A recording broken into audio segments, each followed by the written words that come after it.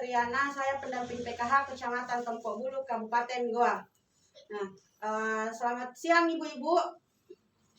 Terima kasih karena sudah menyempatkan diri untuk datang di tempat ini. Nah, ibu-ibu kemarin masih ingat pelajarannya? Nah, di situ jangan lupa pelajaran tak yang lalu, Bu Dek. Kemudian jangan lupa juga dipraktekkan di rumah. Nah, untuk hari ini kita akan membahas bagaimana mencegah stunting dengan mendukung pemenuhan kesejahteraan bayi baru lahir dan ibu menyusui. Nah, di sini saya akan langsung saja, Bu ya. Bagaimana cara mendukung kesejahteraan bayi baru lahir? Kan di sini tadi saya sebutkan dua, yaitu kesejahteraan bayi baru lahir dan ibu menyusui. Nah, yang pertama yang akan saya jelaskan adalah bagaimana mencegah stunting untuk mensejahterakan bayi baru lahir. Nah, apa saja yang dibutuhkan bayi baru lahir? Bayi baru lahir yaitu ada dua, fisik dan non fisik. Apa saja kebutuhan fisik yang dibutuhkan oleh bayi baru lahir? Kesejahteraan bayi baru lahir yang harus dipenuhi orang tua adalah yang pertama itu IMD. Apa itu IMD? IMD adalah inisiasi menyusui dini. Nah, di sini dilakukan di fasilitas kesehatan. Kemudian selanjutnya adalah pemberian ASI eksklusif. Nah, ASI eksklusif di sini ibu-ibu itu dilakukan 0 sampai 6 bulan. Karena bayi baru lahir cukup dengan ASI saja. Nah, kemudian kebutuhan apa lagi yang dibutuhkan bayi baru lahir adalah kasih sayang. Kasih sayang yang harus diberikan oleh orang tua terhadap bayi baru lahir, yaitu bisa dilakukan dengan ketika ibu menyusui. Ketika ibu menyusui dengan cara menggunakan tumbuh kembang bayi sehingga terbebas dari stunting.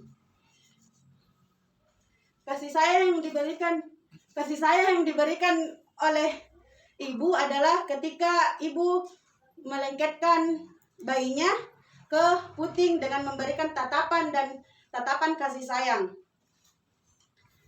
Nah, cukup dua yang paling penting untuk kesejahteraan bayi baru lahir, yaitu apa tadi ibu-ibu? IMD dan ASI eksklusif. Jadi jangan lupa kita sampaikan sama tetangga. Kalau setelah pelajaran ini pulang ke rumah, tanya keluarga tak semua. Kalau apa itu yang dibutuhkan bayi kalau baru lahir, yaitu IMD dan ASI eksklusif. Nah, kemudian selanjutnya saya akan lanjut bagaimana cara pemenuhan kesejahteraan ibu menyusui. Jadi selanjutnya yaitu bagaimana cara kita mensejahterakan ibu menyusui. Kesejahteraan ibu menyusui yang harus dipenuhi oleh keluarga dan lingkungan adalah 1. Pemenuhan kebutuhan gizi dan kasih sayang yang cukup sehingga ibu menyusui bisa memberikan ASI eksklusif atau ASI saja sampai 6 bulan untuk mengoptimalkan tumbuh kembang bayi sehingga terbebas dari stunting. Kemudian yang kedua, meningkatkan pengetahuan ibu akan keunggulan ASI dibandingkan susu formula. Kemudian yang ketiga, meningkatkan potensi diri ibu untuk menyusui tanpa dihalangi oleh siapapun dalam suasana hati yang positif dan bahagia agar berhasil memenuhi hak anak untuk mendapatkan ASI eksklusif. Jadi di sini dengan ibu merasa bahagia, pasti air ASInya akan bagus.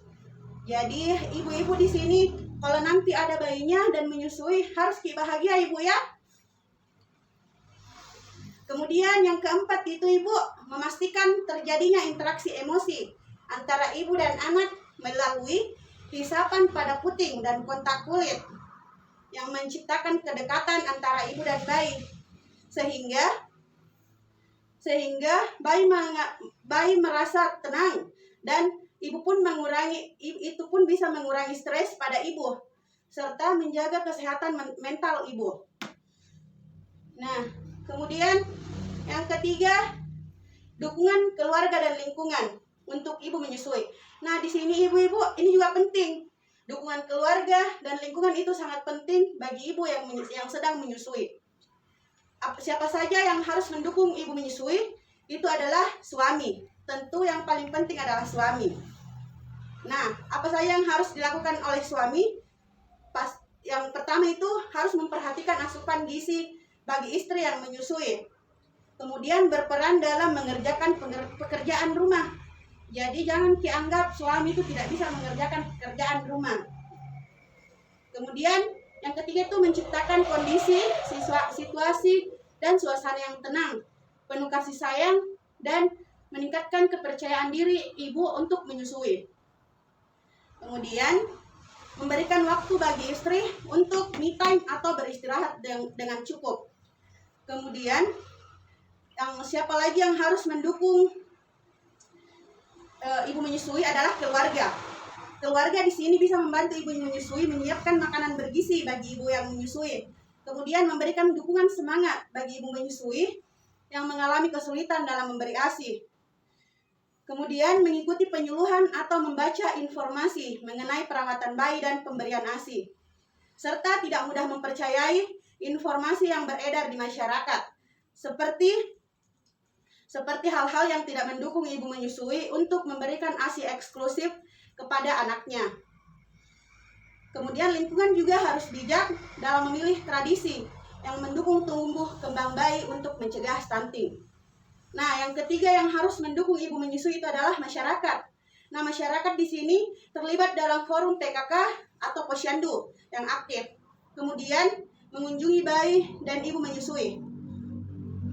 Kemudian yang selanjutnya adalah apa saja tradisi terkait bayi baru lahir dan ibu hamil dan ibu menyusui. Tradisi di sini banyak yang beberapa contoh yang mendukung perawatan bayi baru lahir menurut tradisi yang ada di daerah. Salah satunya adalah upacara penyambutan bayi dan ibu setelah melahirkan. Seperti kalau di Makassar itu ibu akikah pada bayi. Nah, ini salah satu ekspresi kebahagiaan yang dilakukan oleh keluarga ibu menyusui dan keluarga dalam menyambut bayinya. Nah, kemudian apa saja yang tidak mendukung?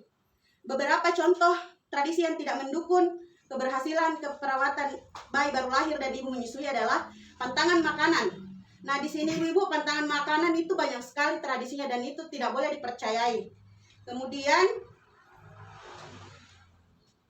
yang kedua itu praktek dukun beranak. Sekarang kalau mau melahirkan tidak boleh di dukun beranak dan harus ke puskesmas atau layanan kesehatan. Nah, kemudian yang terakhir ibu,